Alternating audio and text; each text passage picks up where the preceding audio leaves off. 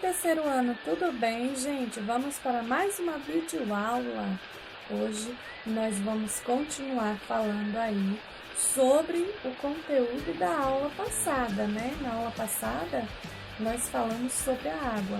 Bem, hoje continuaremos a falar sobre água. A prova vai estar comentando aí com vocês a respeito do conteúdo água, tá? E fazendo uma recapitulação, claro, do que foi trabalhado anteriormente e posteriormente vamos falar sobre a água e a energia elétrica, ok? Então, gente, preparem o material, procurem um lugar, um ambiente adequado para que você possa estar colocando tudo aí, arrumando a sua mesinha, colocando o seu computador, o seu celular, para que a gente possa ter uma aula bem tranquila, tá? Bem, gente, então, o conteúdo de hoje é água e energia elétrica, tá? Vocês vão estar encontrando o conteúdo aí na página 105 e posteriormente vocês estarão realizando a atividade da página 106. Lembrando que a Pro não grava mais o vídeo de correção e vocês estarão realizando aí a correção na nossa próxima aula online de geografia, tá, gente? Então, terminou a atividade, tira a foto, manda para a Pro e aguarda a correção. Ok, gente? Então, vamos lá? Bem, como trabalhamos anteriormente, a água é essencial para a vida de qualquer ser vivo, né? Sem a presença da água, o ser vivo não conseguiria aí sobreviver. Então, é muito importante a gente conhecer aí o peso que a água tem sobre a nossa vida e a responsabilidade que devemos ter, né, no evitar do desperdício, né? O ser humano aí, ele descobre formas assim incríveis, né, de evitar o desperdício de qualquer coisa no planeta, desde que ele queira. Então, assim, hoje a gente tem uma problemática muito grande, né, que é a água, o desperdício da água. As pessoas acabam utilizando água de uma forma que não deveriam, tá? Mas lembrando que a água ela passa por um ciclo, certo, gente? Então, essa água, entre aspas, ela não acaba, tá? Mas ela vai evaporar, vai se transformar em chuva, descer, infiltrar no solo, se acumular nos rios. Isso é um processo lento. Então, por isso que a gente fala em economizar a água para que a água não acabe. Porque a nossa geração ela pode não conseguir acompanhar aí, né? Na mesma proporção em que essa água é perdida do ambiente para a atmosfera, para que assim ela possa retornar. Então, assim, o ciclo da água é algo muito importante, devemos sempre conhecer, né? A Pro até falou sobre o ciclo da água em aulas anteriores e a gente vai estar aí mencionando, né, e falando novamente. Bem, nós sabemos que a água ela pode ser encontrada em 3 estados físicos: sólido, líquido e gasoso. Ela consegue passar do estado sólido para o líquido e do estado líquido para o gasoso. E também do estado gasoso para o estado sólido, do estado gasoso para o estado líquido, ou seja, né? A água ela aparece aí em 3 estados físicos diferentes. E essa questão favorece ao ciclo da água, porque a água ela precisa evaporar para se condensar nas nuvens para a precipitação acontecer, que é quando ela cai em forma de chuva, tá? Então, hoje a gente tem aí o conhecimento sobre o ciclo da água e compreendemos que dentro desse ciclo se faz importante essa mudança de estado físico, tá? Então, a água ela é um elemento aí da natureza essencial para todos os seres vivos. Então, toda a água do planeta é uma só, certo? Se você fizer uma pesquisa dos primeiros rios do planeta primitivo, você imagina, a gente pode imaginar a partir daí que aquela água lá do planeta primitivo é a mesma água que a gente tem no planeta hoje. E que ela segue um ciclo, ela sobe e desce, evapora e cai em forma de chuva, tá? Nós, seres humanos, nós perdemos água para o ambiente quando nós respiramos, quando nós bocejamos, quando nós urinamos, o nosso suor, as plantas transpiram. Se você pegar uma plantinha da mamãe e colocar um saco plástico, amarrar bem, deixar ela no sol, aquele saquinho, ele vai ficar suado, isso prova que as plantas transpiram. E essa água vai para onde? Para a atmosfera. Então toda a água evapora? Toda a água evapora. A água do rio sujo evapora? Evapora. A água do mar evapora? Evapora. E o sal evapora? Não, o sal fica retido. O lixo evapora? Não, o lixo fica retido. Então, a água, ela evapora, ela tem a gente tem no ciclo da água, né, esse poder de retorno. Através da chuva, a água que é perdida, ela retorna, tá? Então, gente, a água dos rios evapora a água dos lagos, do oceano, vai para a atmosfera e volta em forma de chuva ou neve, tá? Lembrando que o processo de neve é a mesma coisa do processo de chuva.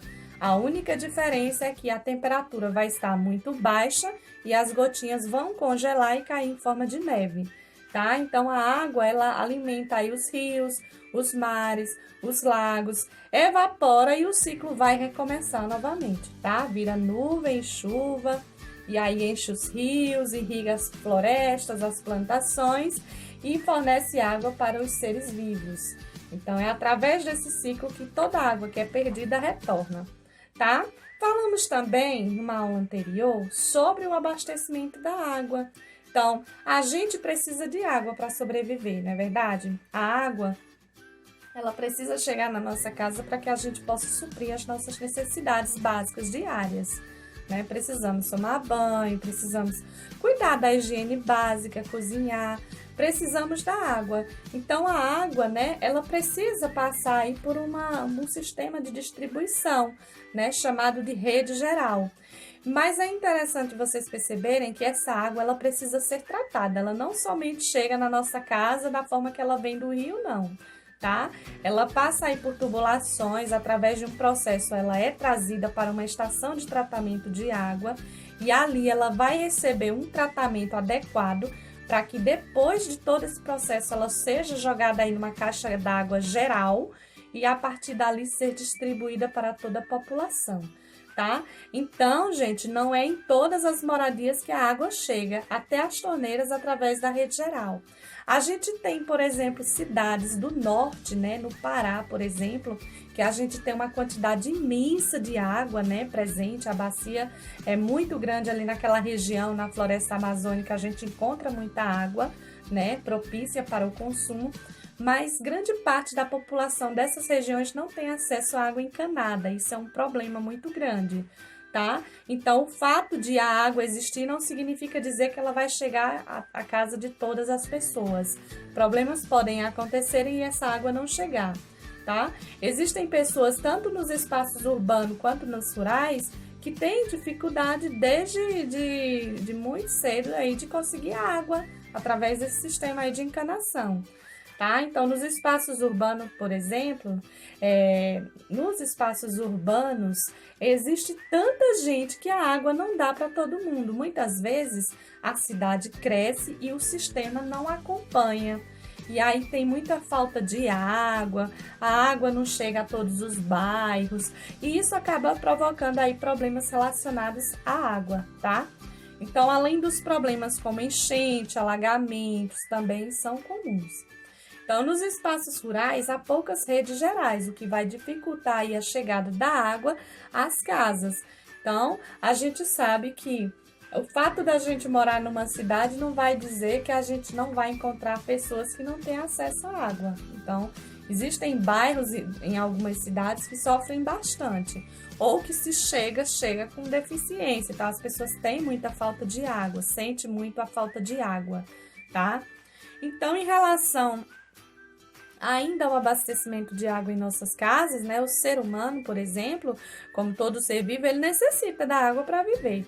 Então, a água que bebemos, ela deve ser tratada, sim, de forma a retirar aí as impurezas e matar os micro-organismos nocivos que possam causar danos à saúde das pessoas, tá?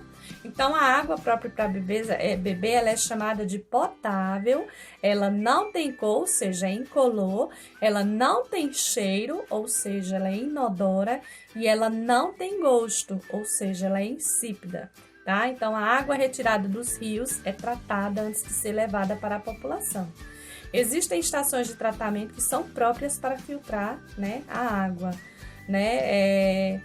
por exemplo, tratam a água muito bem. Então, na estação de tratamento, a água ela é puxada através, né, da barragem ou do rio, ela é puxada, aí existe um equipamento, um sistema de bombeamento que traz essa água para a estação, através de uma bomba, até o local do tratamento. E lá ela é depositada em tanques com britas, né, e várias outras coisas que possibilitam aí o tratamento dessa água. Então, nas nossas casas temos o banheiro, onde encontramos o chuveiro, a pia, bacia. E a gente, através desses equipamentos, a gente acaba utilizando a água. E às vezes até desperdiçando, né? Quando utilizamos, por exemplo, de uma forma que não deveríamos, tá? Então, gente, é muito importante a gente ter a consciência que a água ela é importante, sim, ela precisa ser preservada, tá? Então, a água, né?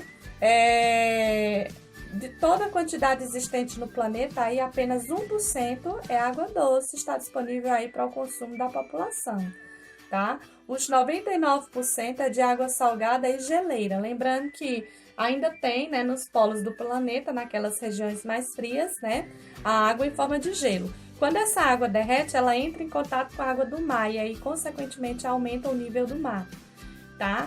Então, assim, a água salgada eu poderia utilizar? Sim, existe um processo chamado dessalinização, em que é possível tirar o sal da água, mas é um processo muito caro.